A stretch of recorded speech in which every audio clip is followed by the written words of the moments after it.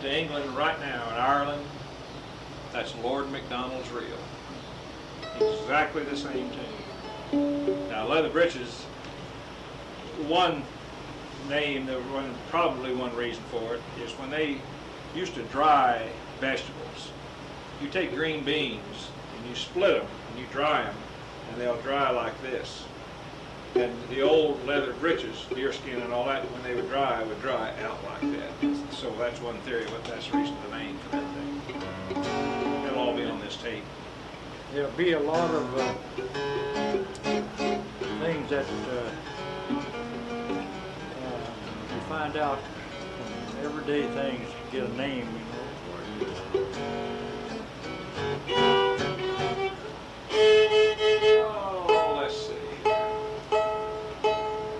That was a reel. It's your age. But, like I told you, reels and hornpipes were probably a different speed, and we bunched them together and we sped them up for square dancing. That's a square dance tune. Now, you get over in some counties, they'll play that twice as fast as we played it. Well, let's see, what do you want to play? You want to Play D. Fisher's or Fisher. No, I'll tell about the tune. This is Fisher's hornpipe, and it's not anything with fishing or fishing. It's F-I-S-H-A-R originally, A-R apostrophe S. Now you'll never see it spelled that way now, it's E-R. But the reason for the name is there in the 1780s, a man named Fisher put out a book of cotillions and stuff like that, and this was one of the tunes. Well, there was no name to it, so they call it Fisher's Hornpipe since it was in his book. It was a hornpipe in the book Fisher put out in the 1780s probably. Lots of the British Isle tunes that are, well, they're kin to other tunes, and they're also kin to the people who compose them. And nearly always, most of the time, you say so-and-so's tune. He composed it, or maybe Or made it popular. liked it. Or made it popular.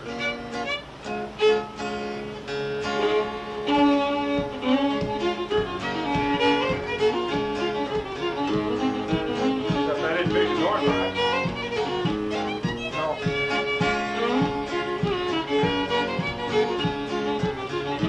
London hornpipe.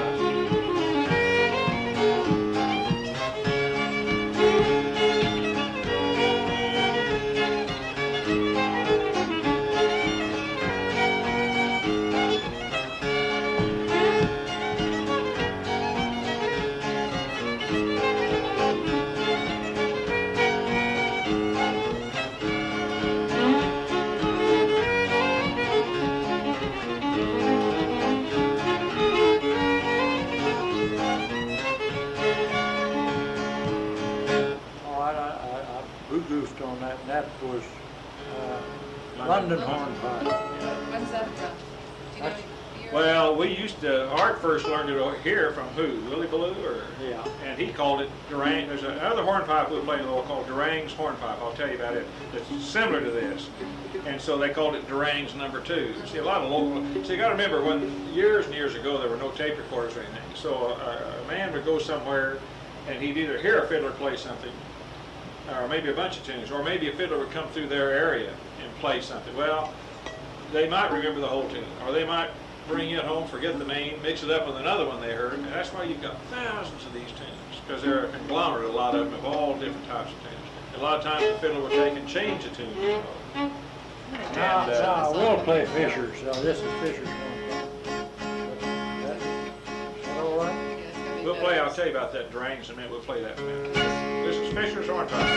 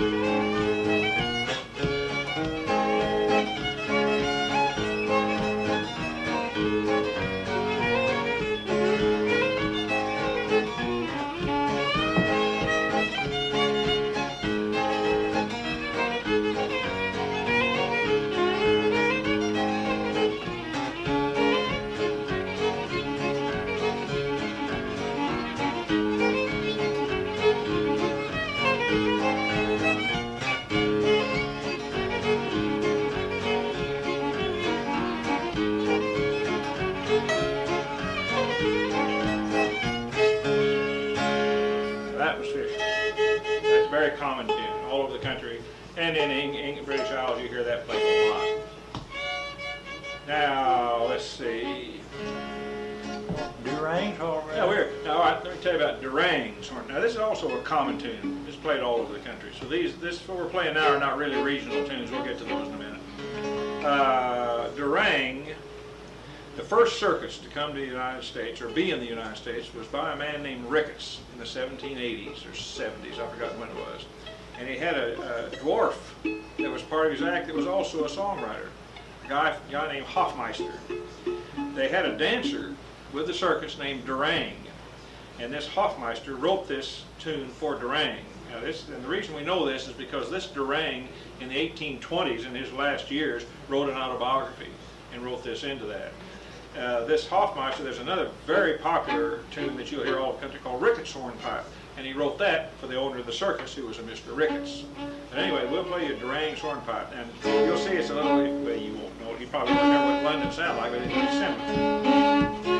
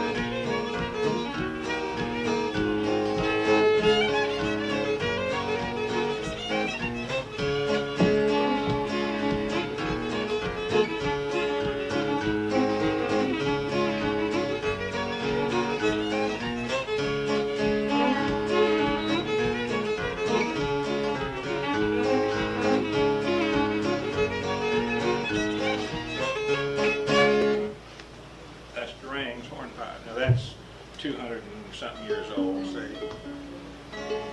The thing you got to remember about this music, about this traditional fiddle music, hardly anybody reads music. Hardly any of this was written down for the public to read until the young ones now read music today. The young fiddlers today read music because they've been raised in a different atmosphere. But the old boys down the hills, they wouldn't. Some of them couldn't read, let alone read music. Yet these tunes, that's played exactly. I could go right now and sit down with Irish fiddlers in Ireland or Scottish fiddlers in Scotland and play it. I could second that exactly the way I did him. Here's another one that I have sat down with Irish fiddlers from Ireland and seconded exactly the way I'm going to second him, and it's the Flowers of Edinburgh. This is an old. This is a Scottish air, only it's sped up a little bit, probably. G, yeah. How many generations your family played this? At least 4. It's not that much a foot patter. It's a soft tune and short.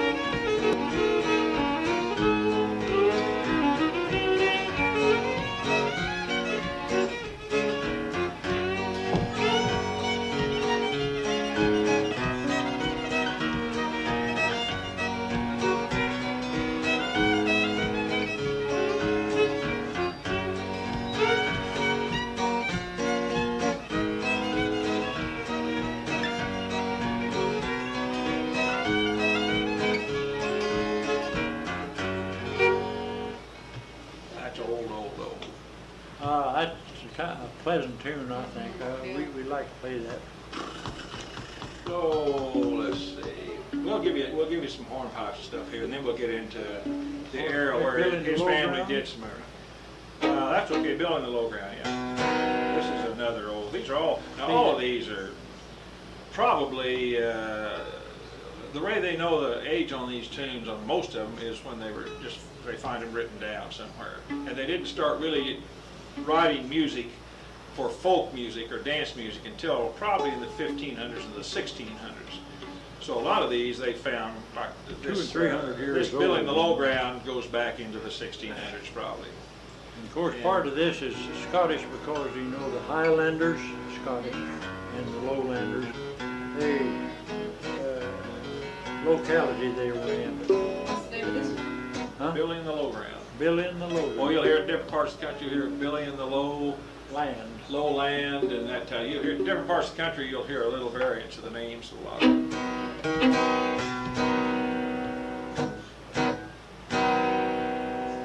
That's a little string. That's a little sharp, I believe.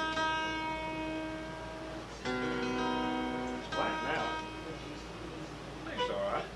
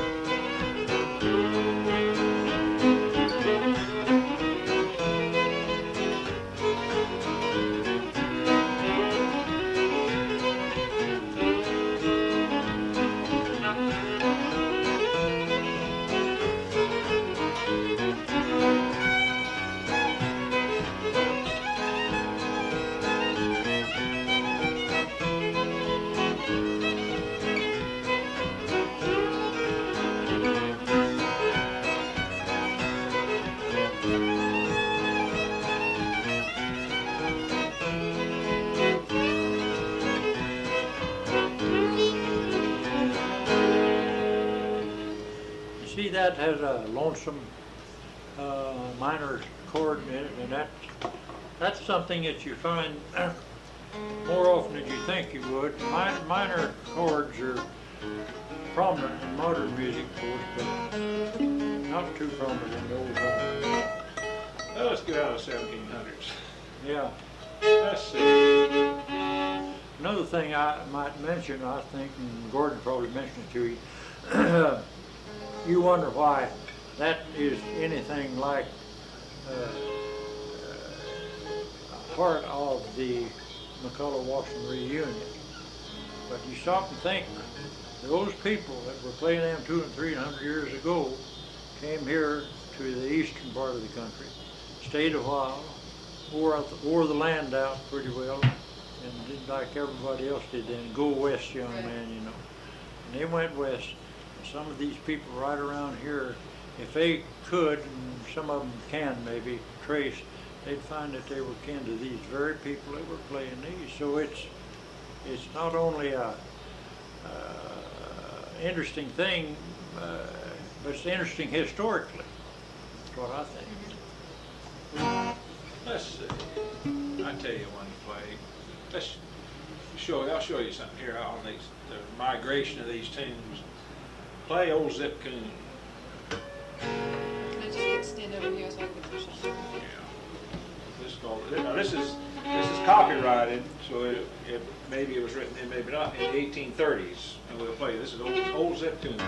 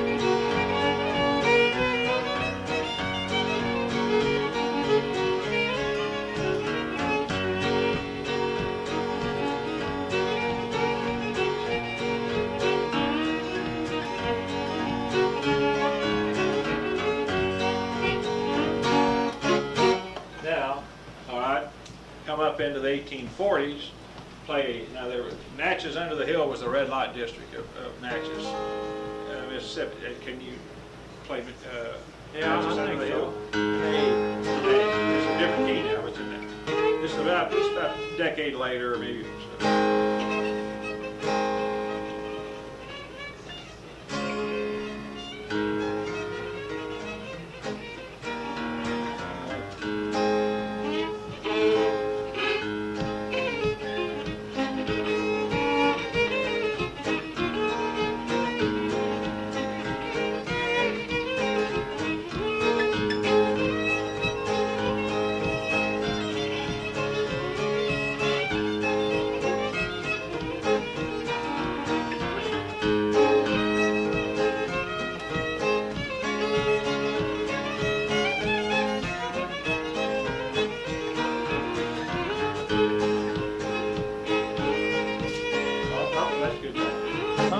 Sally Ann, but that's good enough anyway.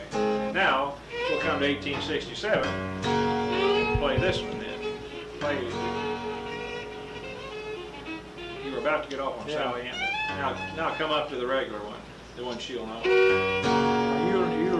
You've heard this in your gym classes probably. More than that, huh? That's 1867. That was copyrighted.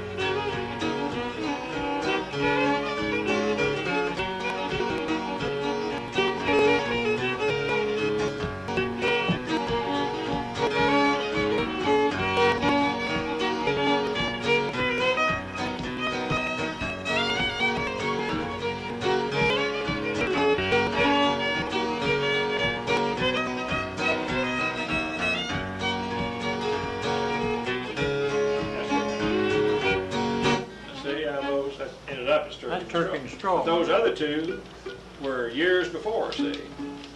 That just shows you how these tunes, a lot of these tunes like we'll have a name for, no telling what they originally were. Even though the name we have may be from the 1700s, still way back, no telling what the original tune was. Well, let's see. I'll tell you another one that came in the 1830s that is still played today, and you'll recognize it. You know Buffalo Gals? You will when you hear it. Play Buffalo. This is 1830s. This is vaudeville. I mean, minstrel tune. Nope, that's you're left behind me. Wait just a minute, I'll get it.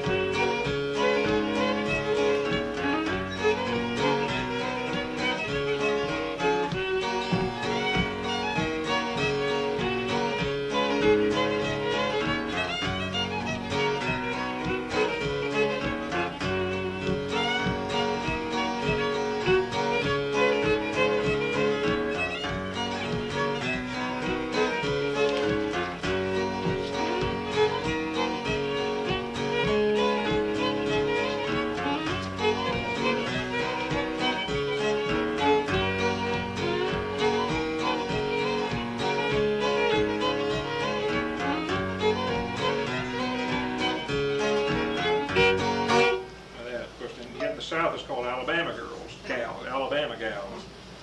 The buffalo, of course, that's a song. A lot of these are also songs. Play, you familiar with schottisches? A schottisch was a dance that started in Scotland, probably in the 1600s, probably was a court.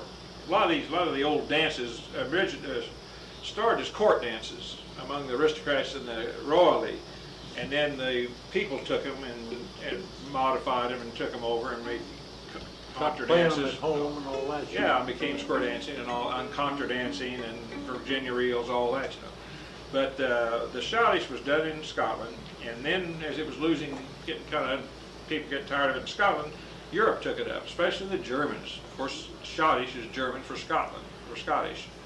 And then it came back over to this country, and we used to dance it here, but you don't see anybody dance it anymore. It's a 1, 2, 3 hop type of dance. And you'll still, up north in Minnesota and Wisconsin, and you get over into western Kansas, where those whites were from over there around Colby. They still dance the schottisch, because it's a different European people, you know. But this is here, again on your names, this is Doc Jessup. Now these are on the records you have. This is Doc Jessup schottisch. And Doc Jessup was an old doctor down at Crane, Missouri, which is right down below Hurley. And old Glenn Rickman, who was the one that kind of picked, there was a blind fiddler down there, and Doc Jessup played it. They don't know the name of it, so they just call it Doc Jessup schottisch. It's got a 1, 2, 3 hop, you'll.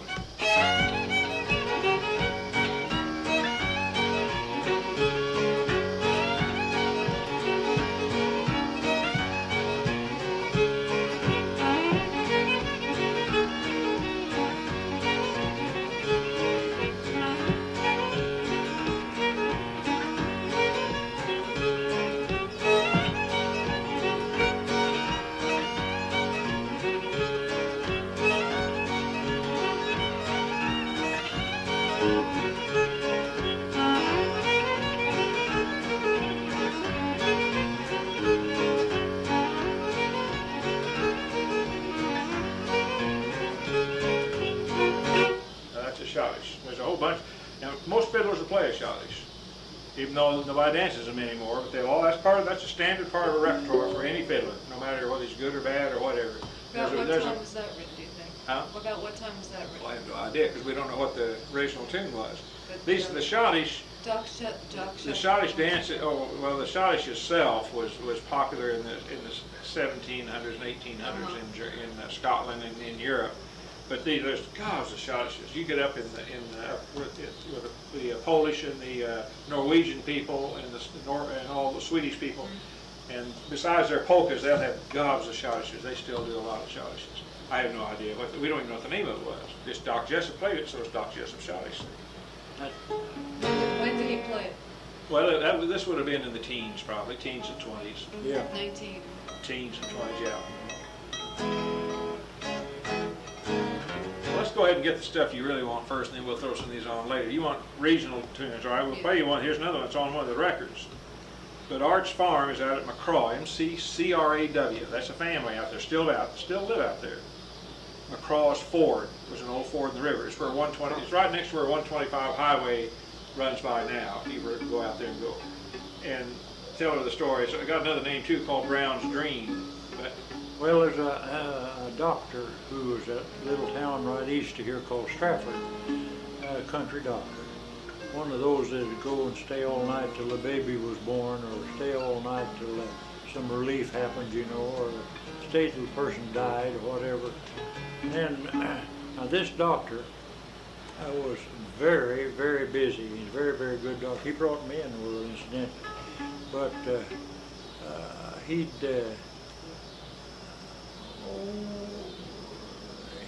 wear himself out, you might say, you know, and then he got to hiring a driver, a colored fellow to drive his buggy for him. he was a fiddler. Yeah, and he was also not only a doctor, he was a fiddler. So he stayed at somebody's house till whatever happened to he could leave, and he left, and they crossed the river out at McCraw's Ford. That's James River. James River, and it's a tricky crossing there. And way back, there wasn't any kind of a low water bridge or anything on it. You just pulled off in. later on cars would drown, go off in there, you know, and it's far up, deeper up higher and so on. But evidently he was jostled awake when he crossed the creek. And he said to his driver, said, remind me in the morning, said, I just dreamed a tune, and I'll play it for you in the morning. And that is so, he called it Brown's Dream. The others call it McCraw's Ford. We got to call him McCraw Ford because it's not.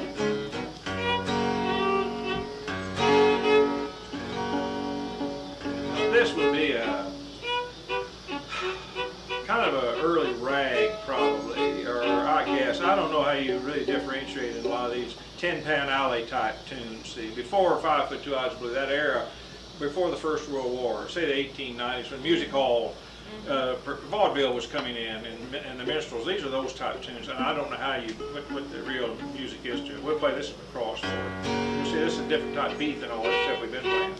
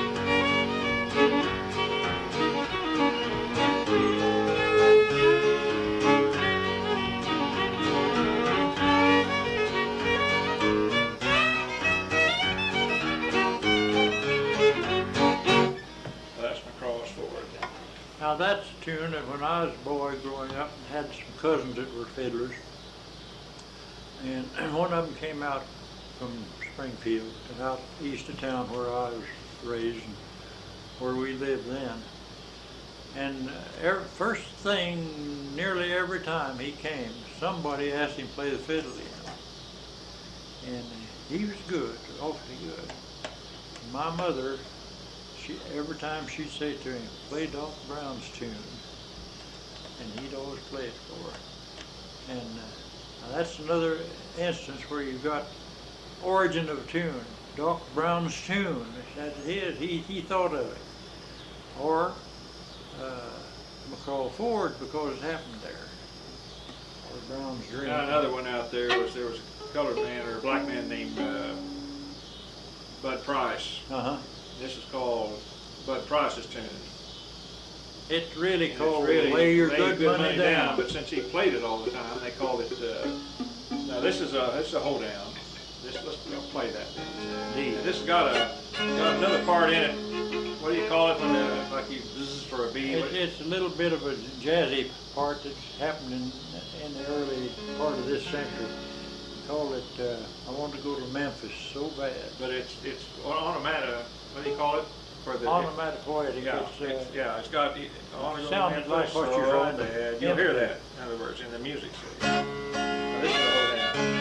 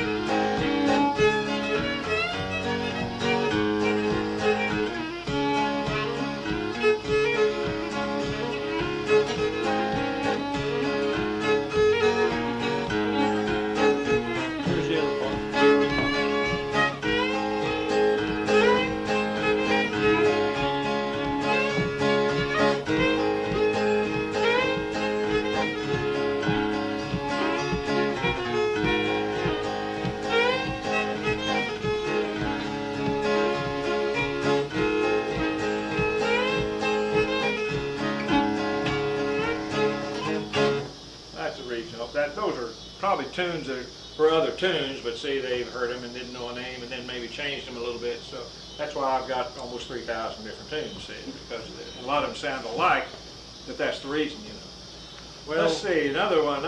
Haven't gotten into yours yet. I'm trying to think of some other just regional tunes, not that you thought of, but that, well, here, all right, here, there's a waltz called Peekaboo Waltz. Some of these are on the records, but there's a Peekaboo Waltz that you'll hear a lot of people play that you might be familiar with, but his family played a waltz called Peekaboo Waltz, which is not anything like the one. Their version. Yeah, it's their version, or they heard a waltz and called it Peekaboo themselves, you know. This is...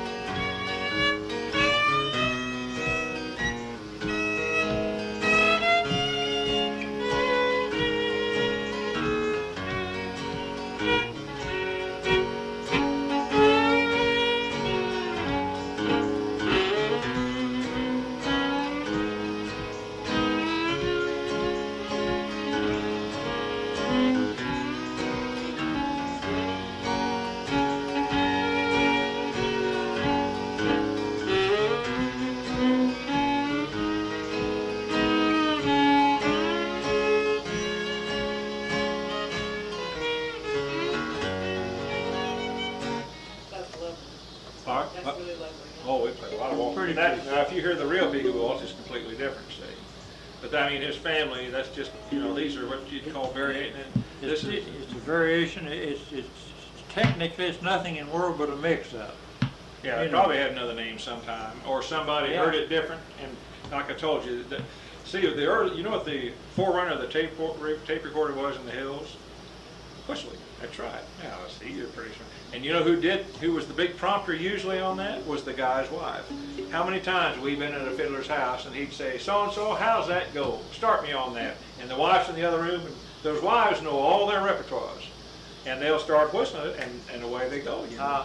If you've read the brochure in the record, Uncle Tobe, my uncle, where I learned saw the tune, Aunt Ellie was his, Ella, but all of them called her Ellie. She'd sit around and knit or sew or darn socks or something.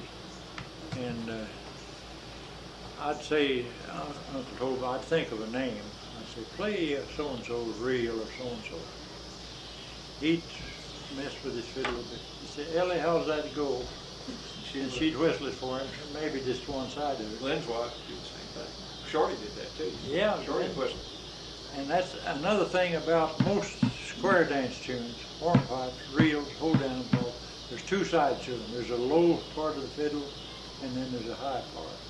A fine part. Fine and coarse is what the fiddler's called. Play, let's see. Here's one I've never heard anybody but you play. Is Rocky Mountain Hornpipe on that record? On one of the records? On them, yeah. It's on one of them. Well, she's got that one. What's some other stuff that might not be? Let's see. Other than what you've written, I mean, but your family's tunes. Then we'll get to yours in just a minute here. Let me think here. I'm trying to think what's not on the record. Well, Well, let's see. Play. Go ahead and play. This is one of Art's that he made up. When did you make Rosebud Reel up? Well, a long time ago I started part of it, and then I dug out the tape and I finished it with the other side of it. After we talked to Jerry, after we talked to him, we started thinking some of these. Now we haven't played this is the first time in years we played this. If I can remember. Remember playing? Huh? What are we playing? Rosebud Reel. Oh, yeah.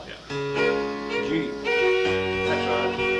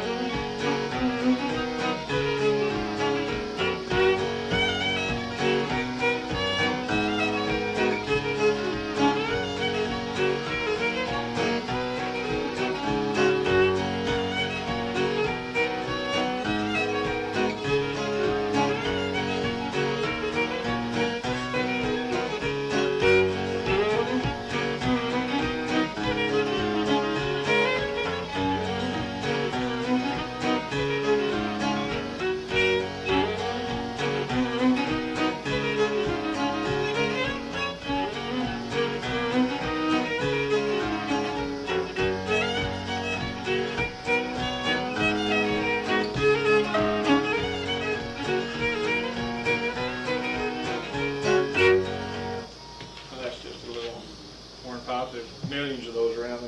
That might be a good little background one for something, something where you got a lot of action. It's got a good dance time to it. Nice You see little somebody fast time. crying And at it's one that your folk musicians watching the program will cock their ears to. See, like a Shilkins Fair, not quite as much because that Shilkins Farewell is more a different type of tuning.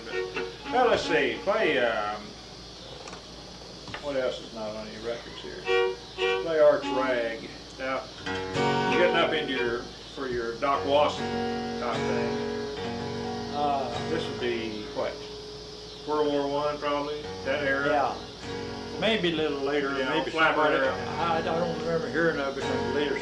Somebody just made had that in mind. The ragtime, of course, was got to be evolved into a rag instead of play a ragtime piece. And somebody said, just play a rag. Well, it's a little bit on the jazzy side back then, you know.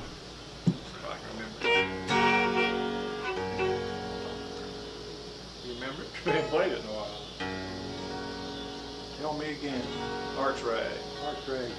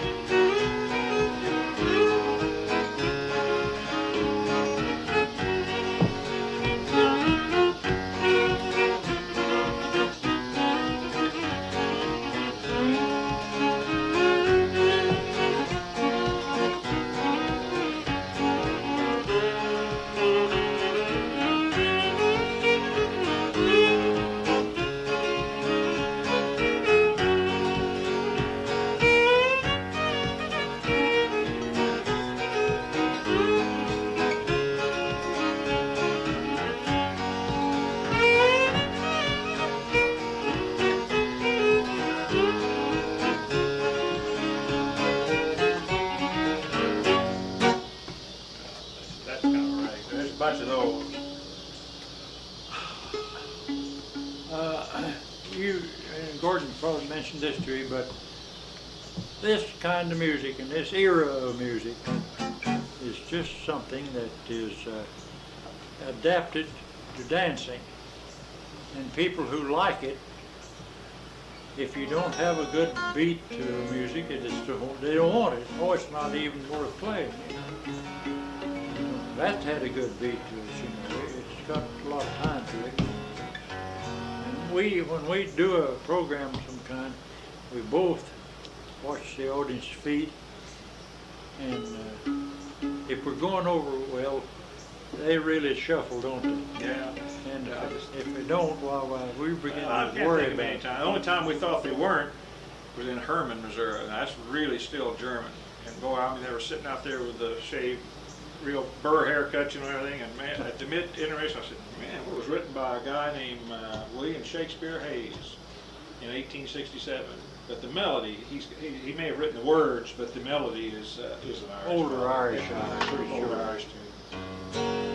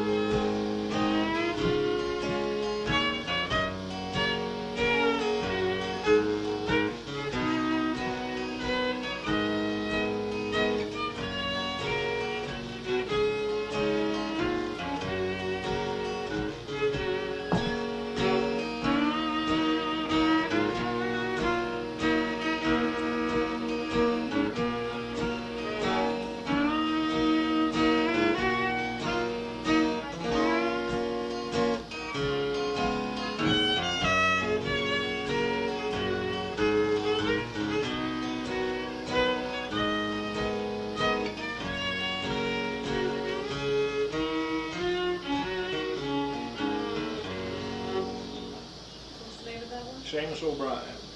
Just Almost H-A-M-U-S. a little slow on that when we got Huh? started. We were just a tiny bit slow on that. Yeah, S-H-A-M-U-S. U-S, then O'Brien, O apostrophe. Now, we're in here, we'll put her to B-R-I-E-N. sleep. Play down home now. This is a three waltz in D. Sometimes now this is you'll hear this in different parts of the country too. But some of them call it, what did Henley call it? Home, down home, no, Down let's home see, and- home something. Yeah, but anyway.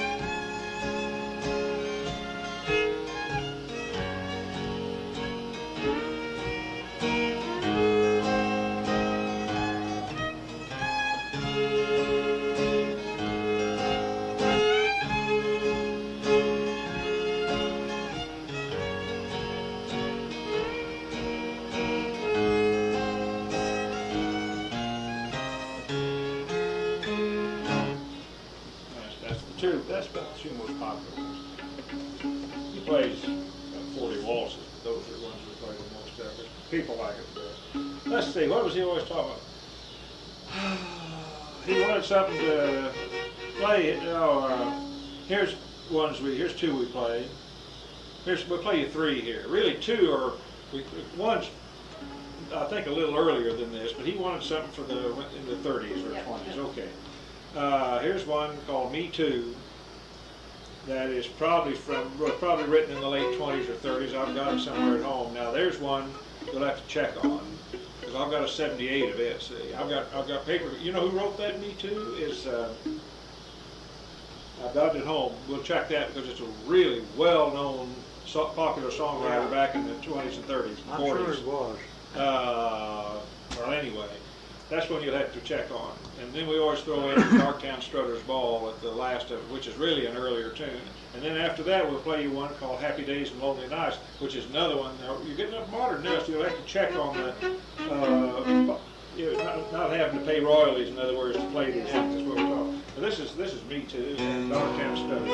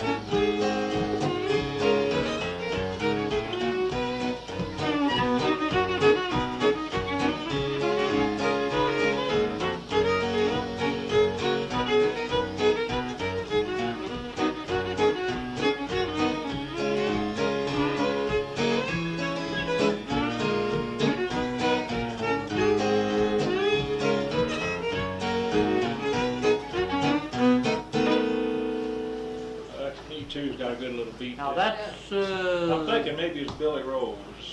Might have been Billy Rose. I may be getting it mixed up with something else. Anyway. We used to have a neighbor out in the country that played the piano. The only thing it wasn't, she's good at it, but she's loud. God, everything was just wham, wham, bang, crash. But I learned a lot of that period of her music. I mean, while she's playing it, and. What about Happy Days and Lonely Nights? Where'd you learn that? I heard that from somebody else on a piano, however. This is Happy Days and Lonely Nights.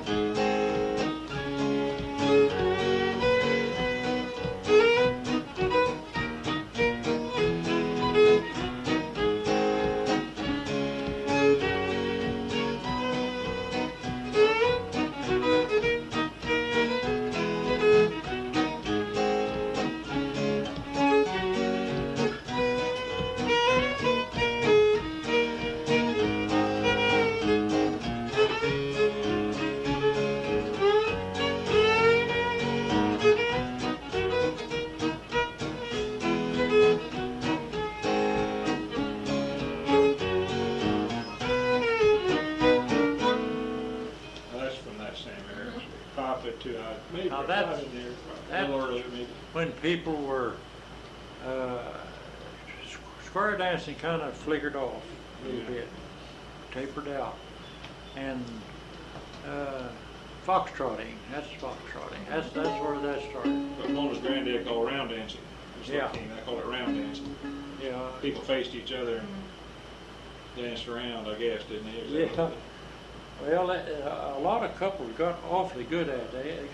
They could do steps just exactly alike, which is Yeah. pretty complicated when you're facing each other.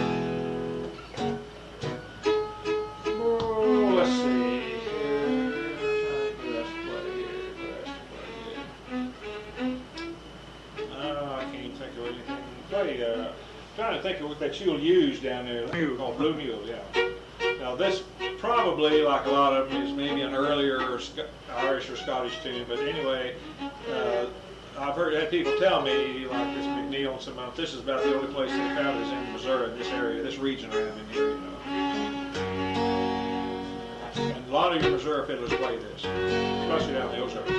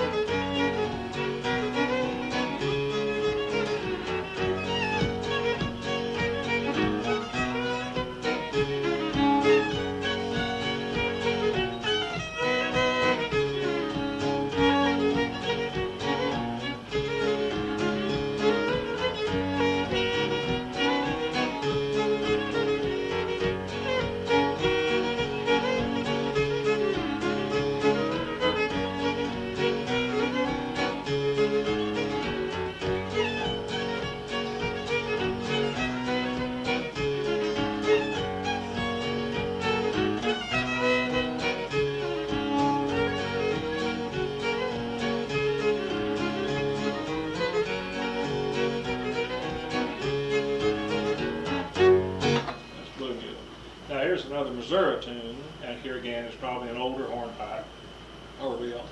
Marmaduke's hornpipe. I think I wrote you in the letter about this. Marmaduke at P. He was at P. Ridge, I know, but was he at, I don't know if he was at Wilson Creek or not. Yeah. He was at the Battle of Springfield. Yeah. Marmaduke led the troops that fought the Battle of Well, I Springfield. don't know whether he was. I don't know if he was out Wilson Creek, but he and later became, after the war, became governor of Missouri. And this is called Marmaduke's hornpipe. This is very common in Missouri. And I imagine, really in the Midwest, you'll hear this quite a bit.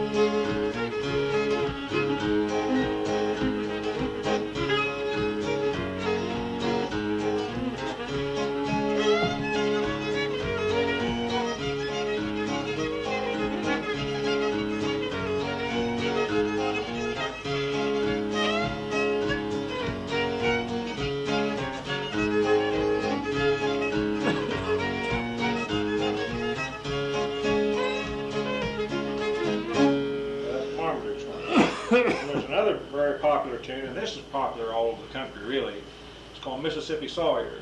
Now, a sawyer also was a guy. Now, a sawyer is a log that's half of it's sunk to the bottom of the river, and the other half is pointed out, and that's what the boats used to run into. And then they had men that cut these woods up, and these log jams and those things up, and they call them sawyers. So I don't know which that really refers to, but this is a pretty common tune called Mississippi Sawyer.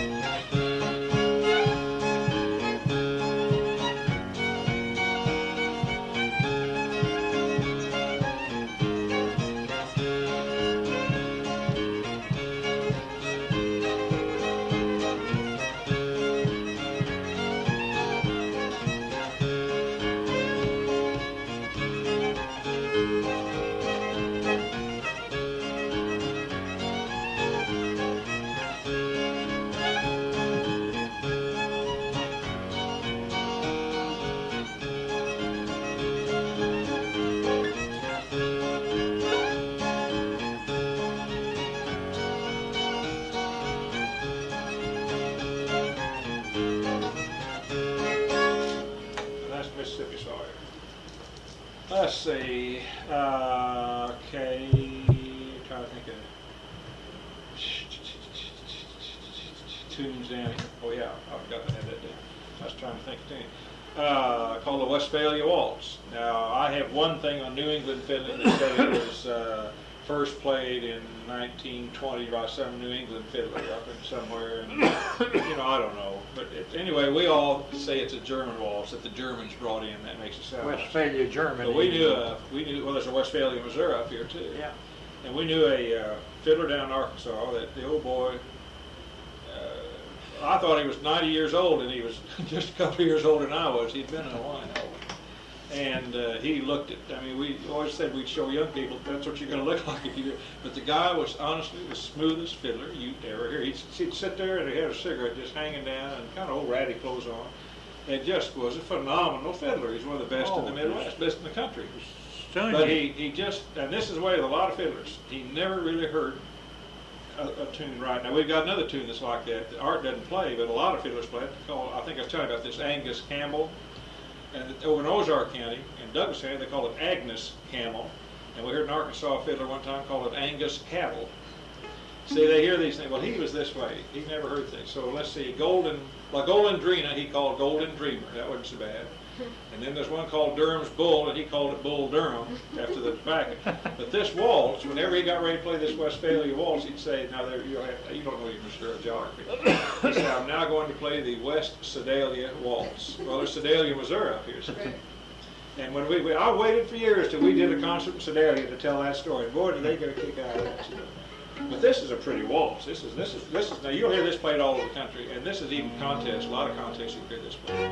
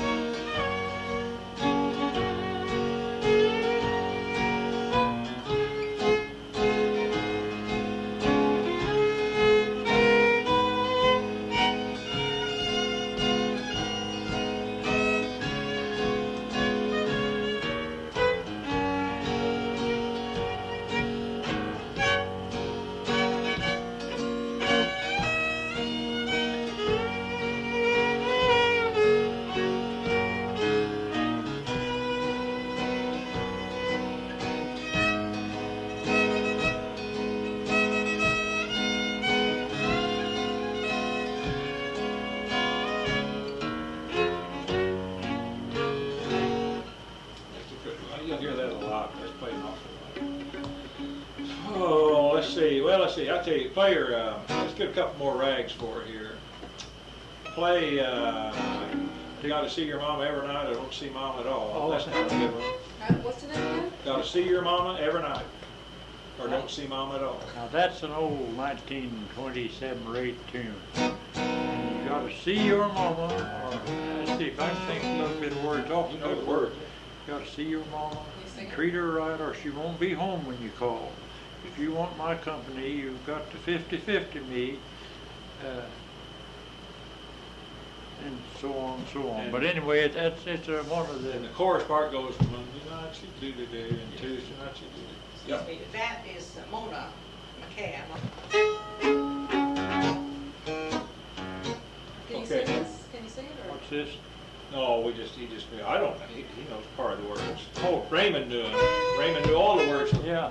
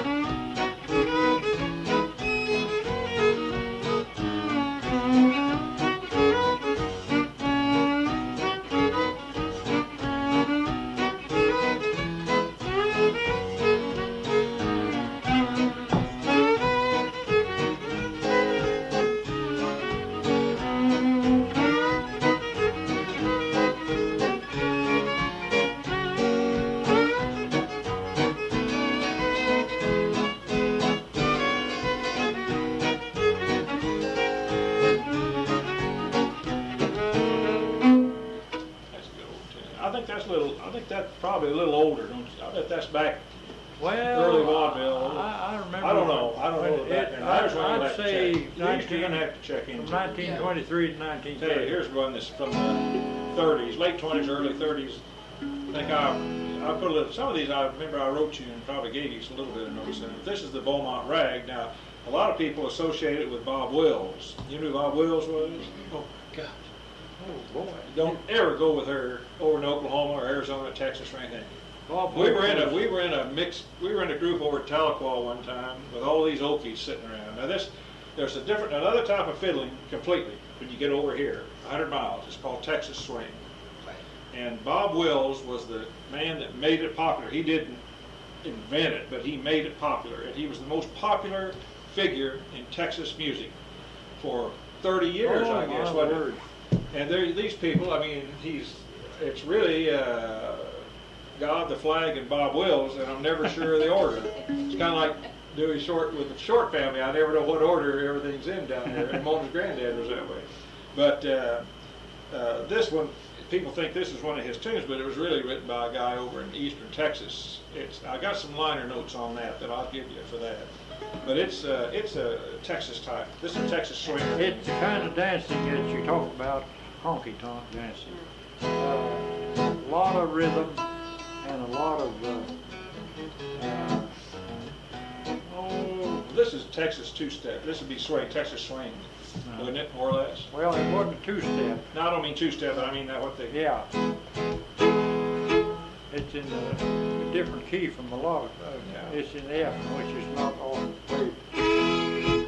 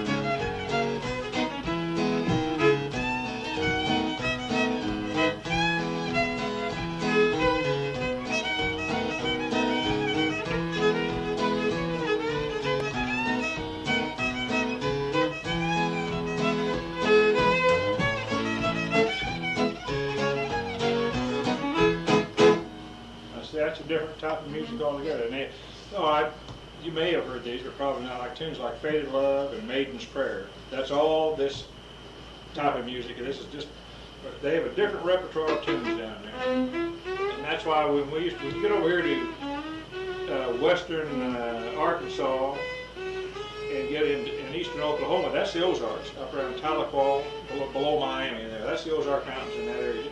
But it's a mixture, it's a different style entirely. And then when you get on into Oklahoma and down into Texas, then you get this real Texas swing stuff. And here's another. This Cotton Eye Joe two-step stuff nowadays, that's evolved from it. Yeah. And what that really evolved from, though, was the old heel and toe polka. You've seen the steps where they do this side by side. It's real popular now. I call it Billy Bob. More stuff that happened in your PE classes. You know, a lot of physical ed classes are these old tunes jazzed up just a little to suit your speed. You know. I told you about 6/8 time jigs today. All fiddlers playing, nobody dances, and all fiddlers. Well, let's play those two. Over the Water to Charlie's. I'll explain that with you. I'll tell you what that means to you. That's a reference. This is a 1770s or so tune. It's a reference to Bonnie Prince Charles, who was kicked out by the Jacobites, and he went to France first. And so his followers, when they would toast to him, they would say, "Over the water to Charlie's," and toast, you know, over the English Channel to Charlie's. And there's a whole bunch of over the river to Charlie's. There's a song called "Over the River to Charlie," you know, that family from down in Arkansas sings, you know. But they were all references to Bonnie Prince. These all come from that same era. It's a 6/8 time jig. And then we'll finish it up with another one that's still around a lot. And this is the one most of the fiddlers play, is Irish Washerwoman. Now, you've probably heard that. Tell me you've heard one of these at least.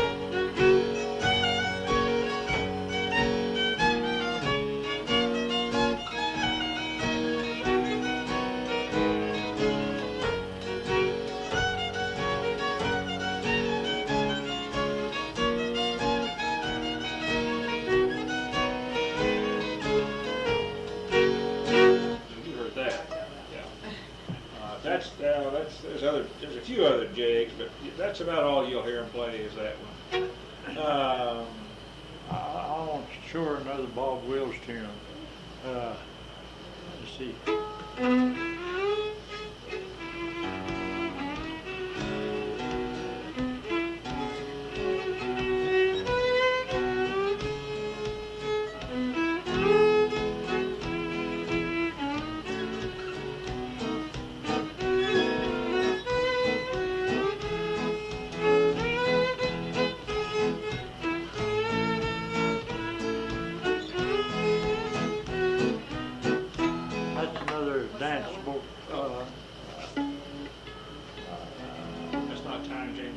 Time changes everything.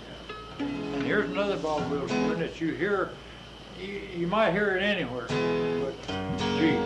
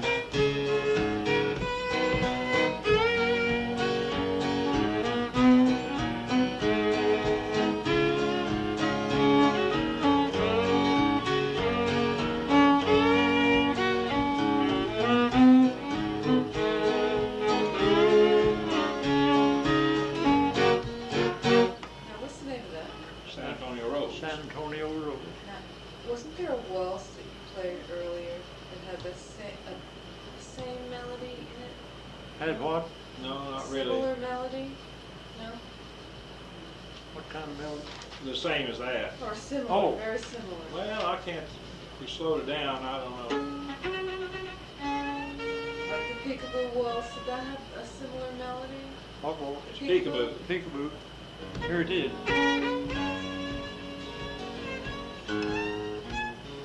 They-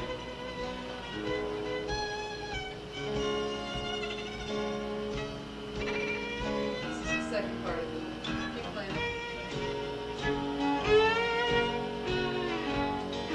Does that sound like something? Yeah.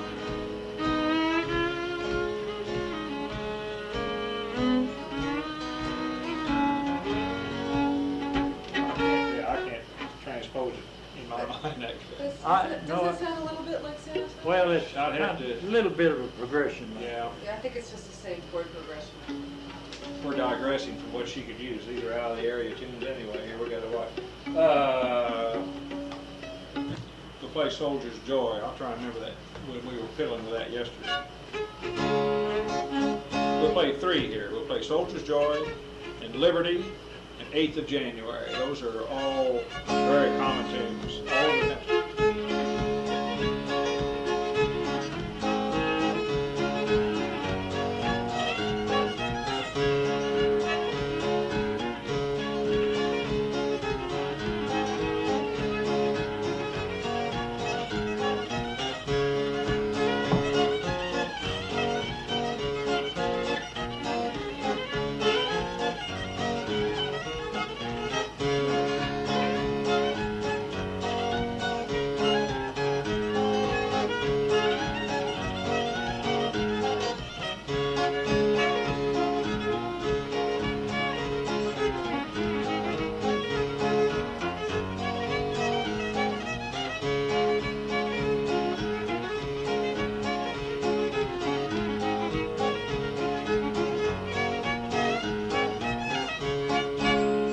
That's 8th of January, and now we'll Well, play. that's Soldier's Joy. I mean Soldier's Joy, and now we play Liberty.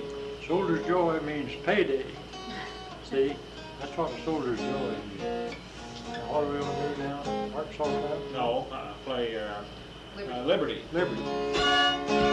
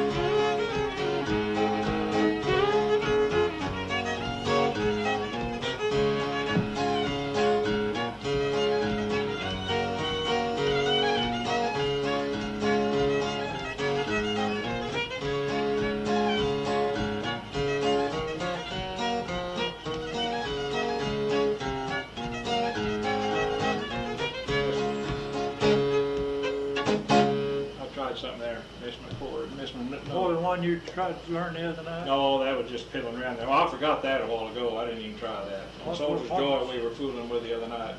That different chord progressions for Soldier's Joy. We can do that some other time. This was I mean, Liberty. That's Liberty, yeah. But now do 8th of January. Now this is common, but his family had a different. A lot of fiddle when you play for a square dance, they go on and on and on. The square dancers could dance to a steam engine, couldn't they? It's the beat they're listening. That's why years ago, if an area, some little town was lucky enough to a community even had a fiddler, if he could play one tune, that'd get them by, because they could dance to it. He might play it over and over and over. But when you get up there and you play one tune, and these dances, I used to think they went on for 15 minutes, and then I timed some, and they were like 5 or 6 minutes. But when you're dancing, it seems a lot longer. But you get tired of playing the same thing over and over, so they'll put variants into it. Now, a lot of times they'll switch off into another tune. But his family, on this 8th of January, puts a little different part in here. And that was the reason they did it.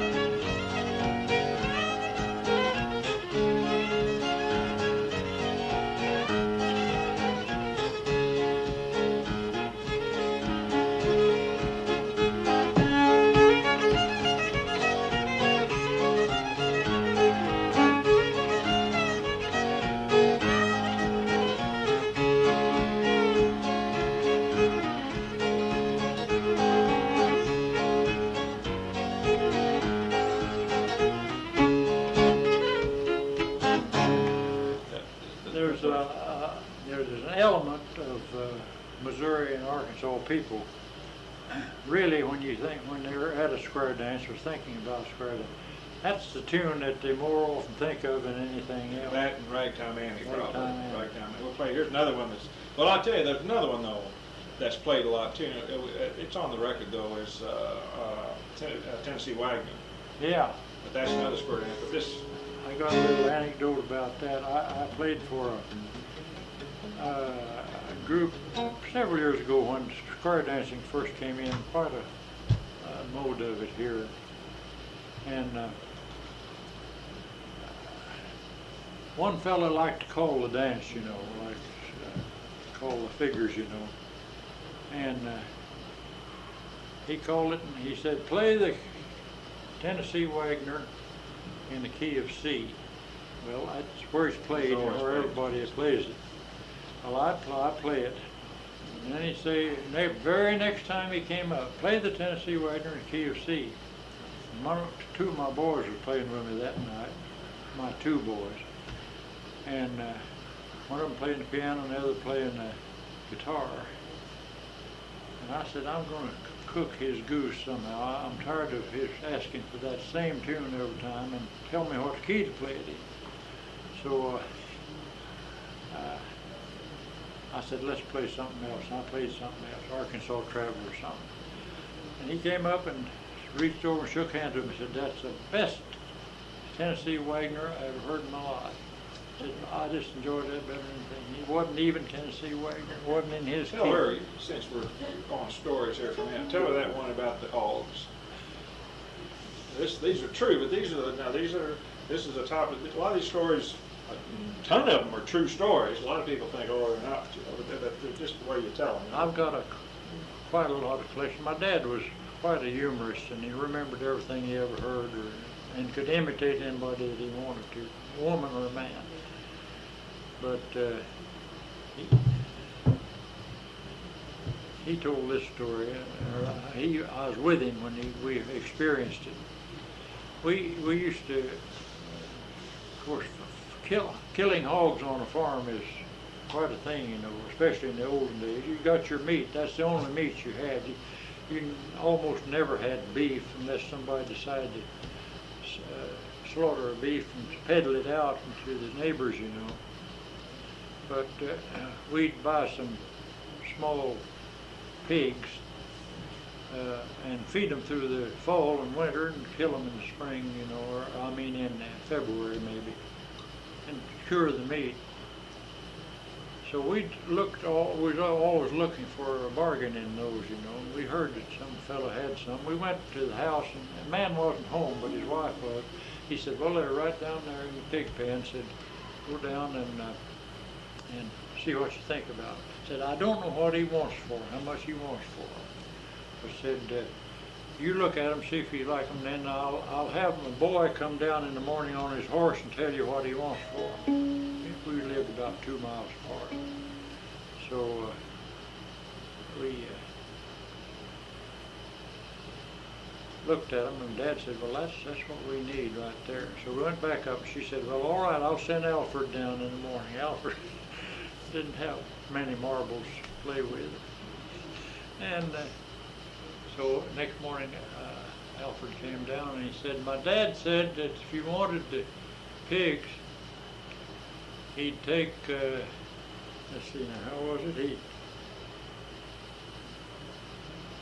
He'd take $4 each for them if you'd give it, and if you wouldn't, he'd take $3. Of course, that is a bright move right there. So I said, well, we couldn't possibly give over $3. Of course, tight as I am, Scottish as I am. So we did, and that's always been a good story. That's a lot of stories you'll hear. That's the type of story you'll hear. More than likely at this reunion. Yeah. A lot of them will be on relatives or on neighbors that weren't too swift or something. You'll hear a lot of them. And most of them are true. They may embellish them a little bit. Oh, yeah, now I wrote this up in a report. This doesn't have to be on here. It takes about it in anyway. I do observations from Missouri Cultural Heritage on this master's program they were used to. And I had one up here, Bill Graves. Now this guy, here's a guy you talk about a character. He's the only lap or mountain dulcimer. You know how everybody's supposed to be playing the mountain dulcimer. Nobody ever played the mountain dulcimer. Gene Ritchie got it started in the Appalachians, and then McSpadden down here at Mountain View started. They sell these things like popcorn, so you'll see every tourist walking around with a lap dulcimer, you know. But they got no volume to them, and they found a few. But this is the only man living now that they know that, like I told you, like I mentioned, grew up with it as a matter of lifestyle. His grandfather made it and played it. And he's known, but he's a real character. I mean, he's got his papers. He lives back just where you'd expect him to live and everything. Well, I tried to find him the first time, and I went by there. I'd been 3 or 4 places, and one old man told me he never heard of him, and I found out when I got there that he delivered wood to him the next day, but he didn't know what I wanted to see, so he wouldn't tell me. But I went to this one house, and I went to the gate and hailed, like you always yell. You never walk out the front door. You always watch and go and yell for him first, let them know you're there. And he had a little fence around his yard there, and he said, "Come on in, come on." He was around the other side of the house. Well, he came around. He was on crutches. He had one leg off at the knee, and a little black dog running around there. And so we walked up, and we were standing there talking. He was telling me where Bill Graves lived, where he thought he lived, and all of a sudden I felt this warm sensation on my leg. And I looked down, and that little dog had cocked his leg, and was just soaking my pant leg here, you know.